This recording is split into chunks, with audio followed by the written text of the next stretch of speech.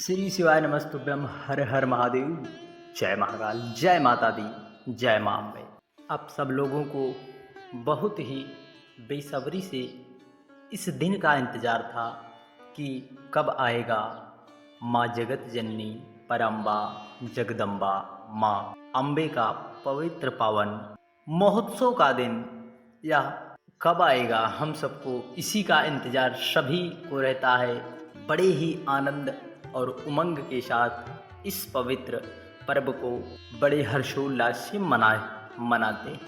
तो ऐसे में किस दिन है, कब है, 15 या 16 अक्टूबर को क्या रहने वाला है शुभ मुहूर्त, कब से प्रारंभ है शारदीय नवरात्रि माँ अम्बे जगत जननी पराम्बा जगदम्बा आदि शक्ति को प्रसन्न करने वाला दिन।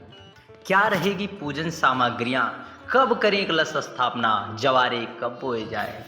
तो इन्हीं सब की चर्चा आज हम इस वीडियो में करने वाले हैं। संपूर्ण जानकारी, बड़ी थोड़ा वीडियो लंबा हो जाएगा परंतु एक एक सामग्री की संपूर्ण जानकारी आपको दी जाएगी। आपने अभी तक पितरों का भाव स्मरण करते हुए पितरों के लिए बहु प्रकार से पूजन अर्चन किए। अब आ गया जिससे समस्त सृष्टि का राक्षसों के द्वारा हो रहे उत्पात से माँ जगत जननी ने इस समस्त सृष्टि को मुक्त किया राक्षसों की दुष्टता से, अर्थात राक्षसों के भय से। वही आदि शक्ति जगदम्बा माँ अब हम सब के हृदय में विराजने वाली। यह ऐसा पवित्र दिन है तो इसकी जानकारी सबसे पहले 15 तारीख को है या 16 तारीख को नवरात्रि की प्रतिपदा तिथि है। तो चलिए इसकी संपूर्ण जानकारी।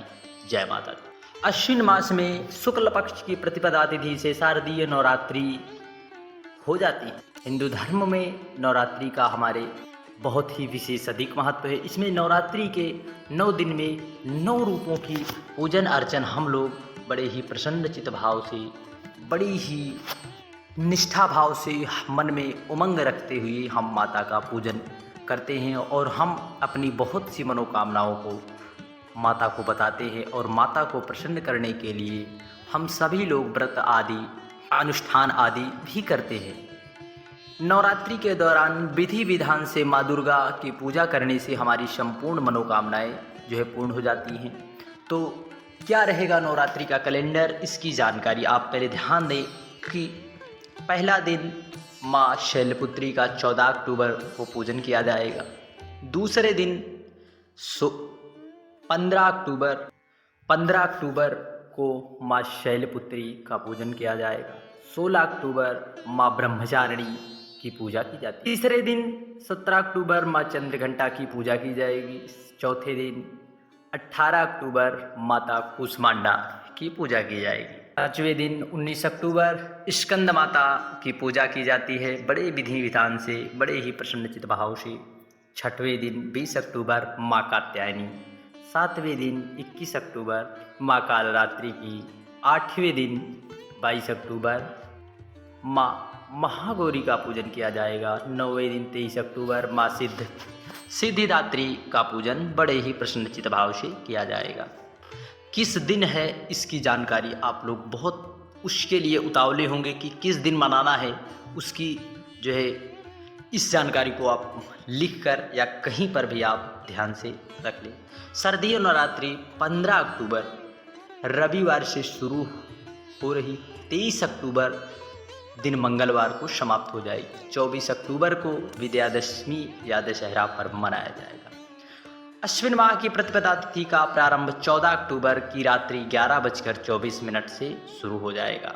में कलश स्थापना का क्या मुहूर्त रहेगा। 15 अक्टूबर 2023 कलश स्थापना का शुभ मुहूर्त आप नोट कर रहे हैं 11:44 से शुरू होकर 12:30 तक रहेगा। मान्यता है कि सही मुहूर्त में कलश स्थापना करने से शुभ फल प्राप्त होते हैं, हमारे जीवन की समस्त मनोकामना प्राप्त होती है और माँ आदिशक्ति की कृपा हम पर जरूर प्राप्त होती है। इसलिए मुहूर्त को नोट कर ले 11:44 से 12:30 तक मुहूर्त रहने वाला है। इस मुहूर्त में किया गया फल, पूजा पाठ अनुष्ठान वह अच्छे हो जाता है और माँ जगत जननी पराम्बा आदिशक्ति की कृपा हम पर विराजमान होती है। 15 अक्टूबर 12:32 से ऐसे में उदया तिथि को ही सर्दी नवरात्रि हम मानते हैं। तो आइए क्या क्या सामग्री रहने वाली है उसकी हम एक बार जानकारी, क्या क्या सामग्री से हमें माँ जगत जननी का पूजन अर्चन करना चाहिए। सुबह हमें जल्दी स्नान ध्यान करके कर लेना चाहिए। पूजा के स्थान पर गंगा जल डालकर उस स्थान का शुद्धिकरण हमें कर लेना चाहिए। घर के मंदिर में दीप प्रज्वलित कर दें। माता दुर्गा का जल से अभिषेक करें। यदि आपके पास छोटी मूर्ति या प्रतिमा आप लाए हैं तो माँ को अक्षत, सिंदूर, लाल पुष्प अर्पित करके प्रसाद रूप में फल अथवा मिठाई चढ़ाएं। अर्थात यथा शक्ति आपकी जो सामर्थ्यता है उसी के अनुसार आप फल व मिठाई चाहें। धूप और दीप जलाकर दुर्गा चालीसा का पाठ करें और फिर माँ का जगत जननी की आरती करें। माता को भोग लगाएं। इस बात का ध्यान रखें कि सात्विक चीज़ों का ही माता को भोग लगाएं। बहुत से लोग बहुत प्रकार क्या है पूजन की लिस्ट देखिए। लाल चुनरी हमें लेना है, लाल वस्त्र लेना है, मौली, श्रृंगार का सामान, दीपक, घी, गौ माता का घी का प्रयोग करें। भूल कर भी आप भैंस या अन्य चीज़ों का घी का प्रयोग भूल कर ना करें, वरना आपको फल की प्राप्ति नहीं होगी, क्योंकि शास्त्रों में वर्णित है कि आप गौ माता के घी का ही पूजन करें।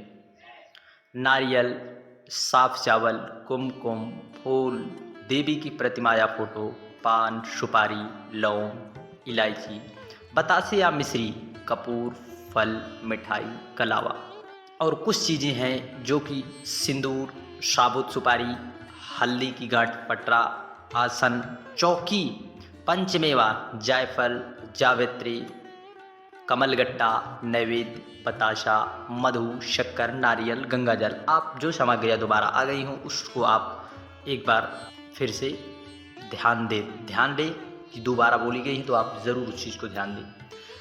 रोली आपको पहले से बता दी गई, कलावा, सुपारी, दूरबा, यह चीज़ें पहले से ही आपको बताने का प्रयास किया गया है। अभी आपको क्लिप के माध्यम से दिखाने का भी प्रयास किया जाए।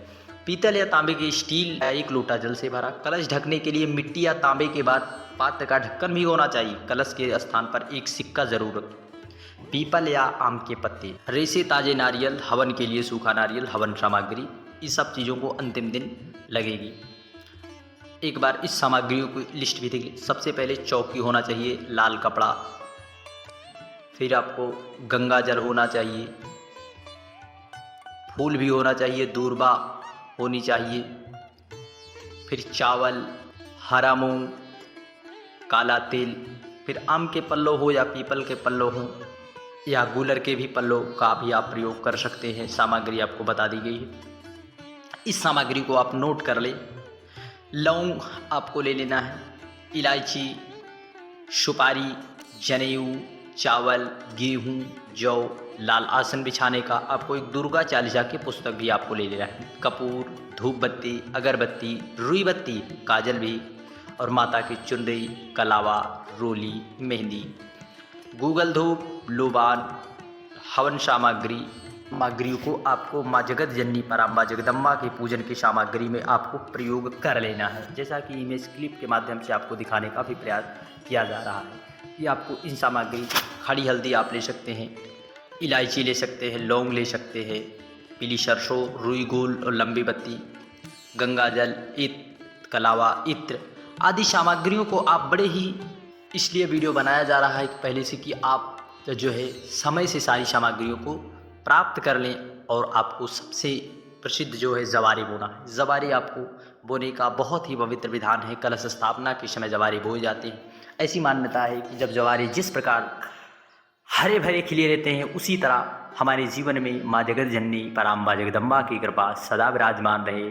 और हम सभी लोग माता से यह कामना करते हैं जिस तरह जवारे हमारे हरियाली, थोड़े ही दिन में ही हरियाली अर्थात छोटे से अंकुरण से पौधे जो है पौधे का स्वरूप ले लेते हैं, इसी तरह हमारा मन, मस्तिष्क, हृदय थोड़े से ही दिन में पवित्र होकर भगवान श्री हरि या माँ जगत जननी पराम्बा जगदम्बा के नामों का सदा मन मस्तिष्क में चलता रहे। ऐसे इसीलिए जवारे की विशेष महत्व है। इसी तरह हम आप माता से यह कामना भी हम सभी लोग को कर लेनी है। ऐसी मान्यता है। पौराणिक मान्यताओं के अनुसार पहले चैत्र नवरात्रि को ही बड़ी धूमधाम से मनाया जाता था, लेकिन जब भगवान राम ने रावण पर विजय प्राप्त की तब वह चैत्र नवरात्रि का इंतजार नहीं करना चाहते और अश्विन मास की प्रतिपदा को दुर्गा माँ की पूजा आयोजित की। तभी से शारदीय नवरात्रि की धूम होने लगी। देवी भागवत में भगवान श्री राम द्वारा शारदीय नवरात्रि का व्रत और शक्ति पूजन का वर्णन मिलता है। इसके साथ ही अश्विन मास में माँ दुर्गा ने महिषासुर नामक राक्षस पर आक्रमण करके 9 दिन तक युद्ध किया और 10वें दिन राक्षस का वध किया। इसलिए नवरात्रि में दुर्गा माँ के 9 रूपों का पूजन हम सभी लोग बड़े ही प्रसन्नचित्त भाव से करते हैं। इस समय हम सबके घर घर में माँ जगत जननी पराम्बा जगदम्बा का पूजन होगा। एक बार फिर से आप ध्यान दें, 15 अक्टूबर को हम सभी लोग बड़े प्रसन्नचित्त भाव से माँ जगत जननी पराम्बा के पूजन का शुभ मुहूर्त है। शुभ मुहूर्त आपको बता दिया गया है, उसी शुभ मुहूर्त में आप पूजन करें ताकि आपको समस्त पूर्ण फल की प्राप्ति हो। कलश स्थापना का एक बार ध्यान दें, 15 अक्टूबर 11:44 से 12:32 मिनट तक आप कलश स्थापना कर सकते हैं। जय माता दी, जय माता दी। वीडियो की जानकारी चैनल को सब्सक्राइब कर कमेंट में हर हर महादेव लिखना ना भूलें।